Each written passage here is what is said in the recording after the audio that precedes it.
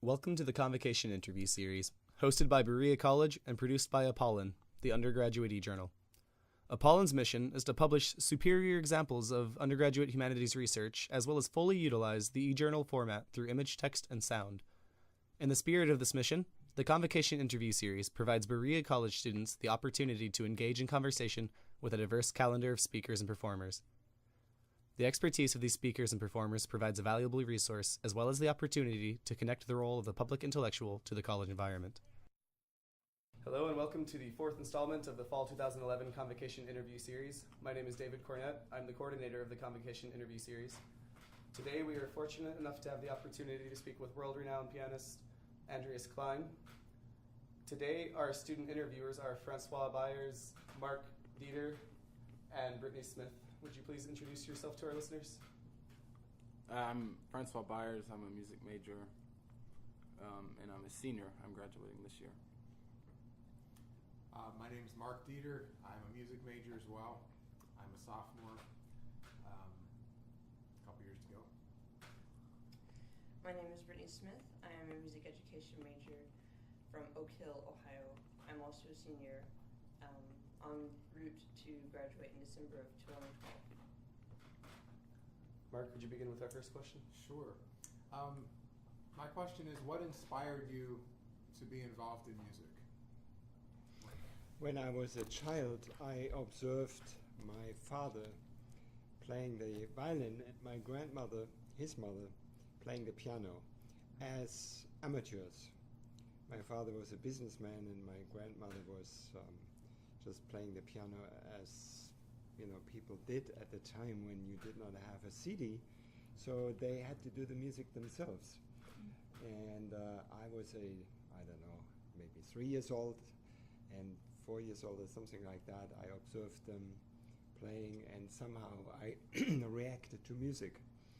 And like so many children do, you climb on the piano bench and you bang away on the keys, and eventually you find out, oh, this sounds well and this doesn't sound so well, and then you discover music, traditional music that way. And so eventually then I got lessons.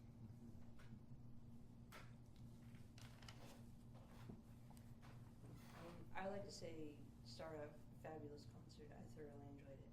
Thank you so much. My first question is, what prompted you to pursue this genre of music?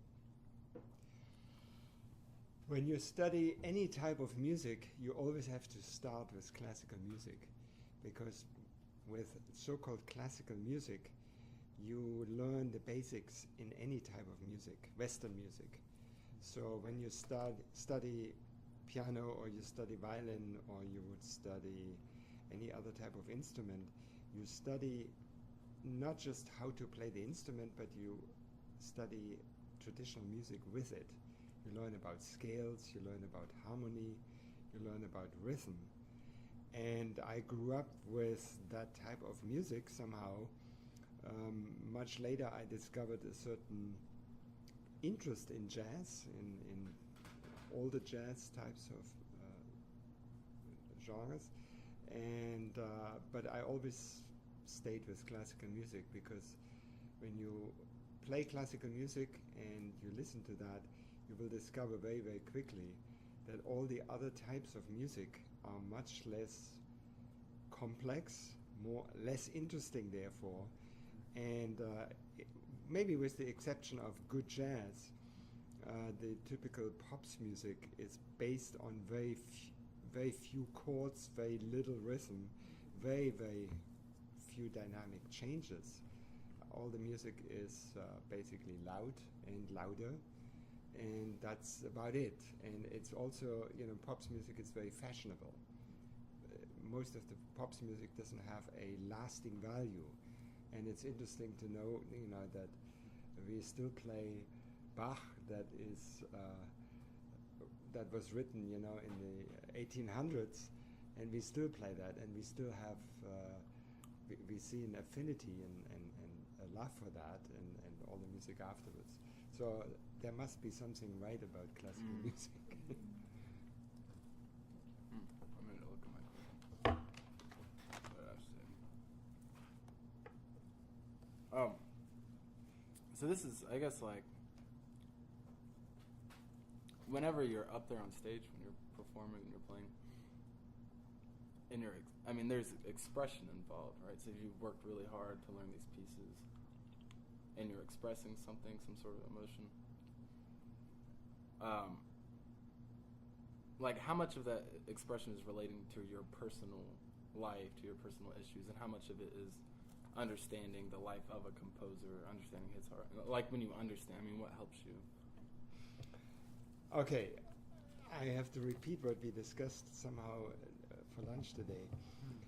When you play a piece, it is not about studying the score and trying to be able to play this on your instrument and to do well with it, and then to memorize it, and then to go onto the stage and to play something for the audience. It's much, much more complex than that. I always compare music to language, to actually producing a play. And when I play a piece, I hear different stories. I hear characters, like in a play or like maybe in a movie, let's say. And with each section of a piece that has contrast to the previous section, you have to discover what do you do with that section compared to what you just played before. How do you delineate this? And so the study of music and practicing the piece, of course, is geared towards being expressive, but not expressive for the sake of expression, but rather to hopefully discover the meaning of the piece that the composer gave it. You see, the composer, think about the composer. He has an idea, and he has he hears a melody. Let's take a more traditional composer who writes actually melodies, let's say, and he hears a melody, and the melody only exists in his head. So now he wants to write this down, and he writes it into the score, and he will make mistakes writing it, or he might try different versions how to write this melody and how to harmonize it and so forth. And then he indicates for the performers, I want it soft, I want it fast, I want it legato, staccato, and he writes instructions for the performers. But these instructions that you will actually buy as the score are very imprecise. They need to be interpreted, because what is loud, what is fast? That's all relative, right? And so you as a musician, as a performer, you have to interpret the score constantly. You find the meaning. And it's similar to being an actor or actress, and you are not just learning the words and memorizing them, but you look at the meaning of the words, and you eventually, in an idealistic way, as an actor, you become that character that you're portraying on the stage. And the same is true with the musician, except that there is no language with words. It's music, but it's the same, a very similar process. Not exactly the same, but Yeah. So were you always able to do that? No, like my personal experience is really hard. Even I perform now, and I can't get out of my own head. I can't so there are all these distractions, and I can't feel like I can absorb myself in this piece of music the entire time until it ends. There's always something going on in my head. Is that? Are you saying that when you play the piano, you can really you understand the story, and so as you're playing it, it's like you're in the story as you're playing it, and so it has this beginning, middle, and end. Sure. And when you're on the stage, you cannot let go. Right. You have to concentrate, and because if you would let go and you lose your concentration, you lose the piece. You make a mistake, or you get lost, or even if you play sort of on automatic pilot, then all of a sudden the music has no meaning. The funny thing is, even though the audiences today are maybe less educated than they used to be, because music education is unfortunately not something that is on a high priority list at music schools. So not too many people actually have the opportunity to listen to classical music and go to concerts, and still they know somehow subconsciously or instinctively that the performer is with the music or is not in the piece. Right. I don't know how they do it, but you know, Intuition. you can reach with your performance children that have no prior education in music, and you impress them because they start listening if the piece is not too long and it's somehow suitable for them. You reach them, and it's a pity that there isn't enough music education. Right. That actually ties into my next question very nicely. How relevant do you believe teaching classical music is in the classroom, elementary through beyond? I don't understand. How early one should start, or what? No, how relevant do you believe teaching classical music specifically? Or should you incorporate it? I think it's very, very relevant, and it's very, very important. And the importance is unfortunately not recognized by the majority of people or educators. Because when you learn music or you teach children how to sing, how to get involved somehow in music, how to get involved with other art forms. If they never draw or never paint, they lose something. And especially with music, where you are given an instrument, hopefully the right one, and then they say, okay, now play this instrument, and you learn a certain discipline with it that goes with it. You learn not just to play this instrument, you learn for life, you learn other things. So the method of studying an instrument and studying music actually transcends to other disciplines. They say, if you there was a movement where they would play Mozart's music to babies, and those babies apparently had certain abilities later on in life, or when they grew up, that was better. They played Mozart to cows, so the milk would be richer or something like that, which I don't know whether this is true or not, but it makes a nice anecdote, Yeah. So but, there's definitely a reason that there are so many music methods, and it used to be, I hear that also in the United States, still in the 60s, you had music as part of your curriculum at school, from elementary school to high school. When I went to school, we had to take either art or music until you graduated from high school. Now that's of course a long time ago. I don't know how this is today, but you have music, I think, still in elementary school. You don't have it necessarily in middle school, and you certainly do not have it in high school as a mandatory class, right? You might have an orchestra, you have a band, but that's not music, Band music is no music. That's just playing for the football game. Yeah. And it's usually very, very trashy. You don't, I mean, I'm very honest, but you don't learn anything if you play your horn or clarinet in a band. There are too many band directors and bands and marching band and this.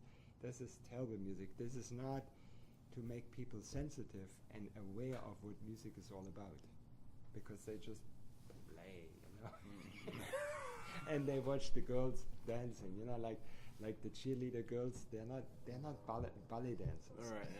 Yeah. I know I'm very opinionated here, to say the least. It's maybe not what people like to hear, not afraid to but speak it. I'm not afraid to say it.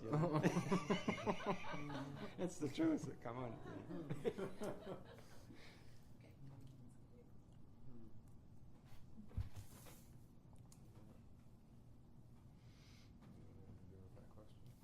Oh, I can ask the question. I had like a friend in North Carolina who like he studies piano too, and he's always really cynical about how formal classical concerts can be.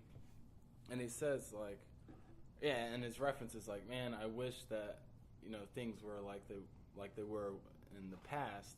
Whenever you would have like people clapping in the middle of like pieces or clapping in the middle of the movement, just because they feel that sensation. But now it seems like concerts,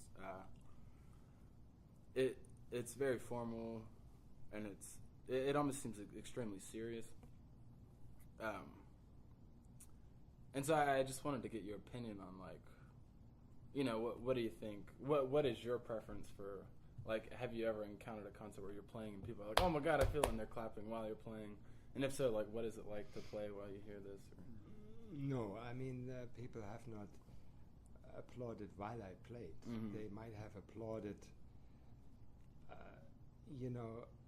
at the so-called wrong places, in between movements of a piece. Does it irritate you when they do it? What? Does it irritate you? Does it bother you? No, No. And they say, that in the past, I mean, that's a long time ago, maybe 100 years ago, Right. that people would actually do that, and it was part of the concert Etiquette or not etiquette, but procedure. Let's say that it was okay. The thing is, I sense in that remark that there is a certain bias against going to classical music. It is always argued, well, classical music is too expensive. Right. Yeah. I can tell you that for the majority of concerts, the admission, not when it's free like today here, but a typical concert somewhere in a typical town is not more expensive than going to the movies. Mm-hmm. It is oftentimes much less expensive to go to a concert versus going to Lady Gaga or William Nelson. Yeah. Will Nelson, right? Yeah, Willie Nelson. Yeah. Or something like that. I know that people spend, $50, $100, I don't know what they spend on listening to Lady Gaga or something like that. So the excuse, concerts are too expensive or opera is too expensive, I don't buy that. Unless, of course, you are dealing with the ticket to the Metropolitan and you want to sit in the first row and then you maybe pay much more than go to Willie Nelson. I don't know. Yeah. But if you go, in your case, go to the Lexington Philharmonic or listen to some concerts here in your area somewhere, I guess, my wild guess is that a ticket might be $15, maybe $20, something like that. If you go to the movies, you pay the same. By the time you have bought your popcorn and you drive there, you have spent more money than going to the symphony. Now, so why don't you go to the symphony? Because you have the feeling, well, I have to dress up. I have to behave. I go to an event that is less exciting because when you go into a concert, there is only music. There is no light show. There is no fog machine. There is no performer that is on stage and smashes the guitars. There is no action. It's just the musicians playing, and you have to be happy with playing. I mean, with listening to music. Now, if that doesn't make you happy, then you shouldn't even compare that type of entertainment. Because do you go to the theater? Do you go to a ballet? It's the same thing. If you want to have a special event happening, something that takes you away from YouTube and the internet and the daily life and all its complexities, and let's say in case of music, the noise level. Think about the noise we are surrounded with. If I ever would join a political movement, it would be against noise pollution. You have trucks running on diesel engines the whole day long because the guy is too lazy to turn it off, and things like that. So if you go to a concert hall and there will be silence, and out of that silence you hear music, and you get, hopefully somehow you get touched by it. Whether you know the piece, whether you know the performer, doesn't matter. Just let it happen to you. Yeah. Let it, like it might happen to you that you go into I don't know, massage parlor or yoga class, and you experience something that is totally unique. Mm-hmm. I think that's the argument Mm-hmm. that should prevail. You know? Yeah. And not it's too expensive. It has this etiquette. I don't know how to behave. I don't have a tie. That's, Yeah. For me, that doesn't, you know. Yeah. I doesn't- mean, I think my friend was really cynical because he said he didn't like the fact that every time we went to a concert, it was the same routine, no matter what kind of music, no matter who was playing it. That it was just the same approach. You do the same. So it's almost as if there's this lack of like understanding towards the music. I know what he's saying, even though I don't know him. Yeah. But, it's true, and I would endorse that part, that classical music today has sort of a bad reputation. Right. Because it is not presented anymore in the way it used to be. Mm-hmm. And you know, today when you go to classical music or you go to the opera or the ballet, you buy a ticket, you sit in a hall, you sit in rows, all the people face the stage, and then there's intermission, and you use the facilities, maybe you drink a glass of wine, then you listen to another portion of music, and then you go home. Or maybe you go with your girlfriend to have a glass of wine. Mm-hmm. But that's about the social activity, that Right. the extent of social activity that surrounds it. And classical music, or any type of music, was presented in a different way in the past. Music was presented for the aristocracy, and they would have maybe a dinner, and in between the courses they would listen to some music. Mm-hmm. And they would promenade, you know, in the garden, you know, something like that. So there was much more. It was an event. It was an evening full of something. Right. And classical music was one of the entertainment that was provided. Mm-hmm. And that was the function of music. The composers wrote for that purpose, until much later in history, you know, composers said, well, I make a statement. I'm a very important person, and I want to rock the boat, and I want to. I'm an artist. I'm very important. Yeah. And then, you know, and then eventually the whole tradition of concert etiquette and how you produce a concert was developed. Mm-hmm. And today, you know, when you go and listen to jazz music, you go into a club. Right. Right, and everything is amplified, but it's actually the same thing like going to a classic concert. Mm-hmm.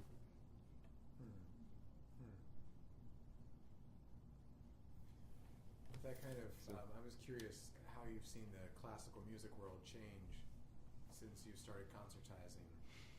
I don't know. Do you think that it will continue as it is now, or do you see changes occurring? The recording industry in general made a huge impact on how you listen to classical music, how you listen to music, whether it's classical music or not. If you think about the access that you have to music, the accessibility of going to YouTube, and you hear all sorts of music by all sorts of performers, and you can buy anything, and you can, if you want to hear a certain piece, you find it. You don't have to go to a concert. And then people are plugged in with the little earbuds, and they listen to MP3 format, which is not music. It's, you know, when I'm not a pianist, I'm a recording producer. And so I know what I'm talking about. When you think about that, the performers, maybe they rent a concert hall or some kind of a venue, and they rent, in the case of a pianist, they rent a piano, and then they perform the piece several times, and then in the post-production phase, you are diligently editing out any type of little flaw and breath and benches squeaking or music turning, and you try to make it very, very presentable and very, very clean. And a lot of hours go into that process. And then at the end, you have a CD, let's say. And then you put that CD, which already is a degradation of the quality, because the recording format that you can have today is so much better than even the CD quality. CD quality is like cassette compared to what you actually can do today. And so it's like when we had tape. The master tapes were that big, thick tape. And then it ended up on an LP, which, with each generation you lost signal and you lost quality. And today, with MP3 and the little iPod earbuds, you actually also listen to a very, very reduced quality. But the advantage is you have it in an instant. You press a button and there it is, and you download it, and it's in the iPod, and you're ready to play it. But what you're listening to, the quality you're listening to is not what was produced in the studio. There are worlds apart. And most people don't have a decent stereo system, or they don't go to the concerts, so they don't really know what the music sounds like or supposed to sound like. They are just listening to the iPod quality, and so that explains it. The longer that goes on, the less people become or will be sensitive to really listening to music. And then they think, aside from the quality, then they think, well, okay, this performance that I listen to on the radio, on the internet, this is the perfect performance. Now, I expect the same to happen on the stage, and that's not possible. We are human, and so mistakes happen or little flaws happen. That's just nature. But the element that you can have in a real life situation, you cannot duplicate that whatsoever in any recording process. That there is something that the audience gives to the performer, and it's not just the applause, but it's some kind of a there is something. I don't know how to describe it.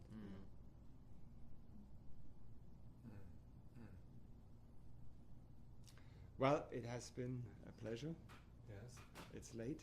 Yeah. I had a long program. Thank you for speaking with us. And Are you saying you don't want to stay 2 more hours to talk? I don't think so. I think I did my duty for today. Yes.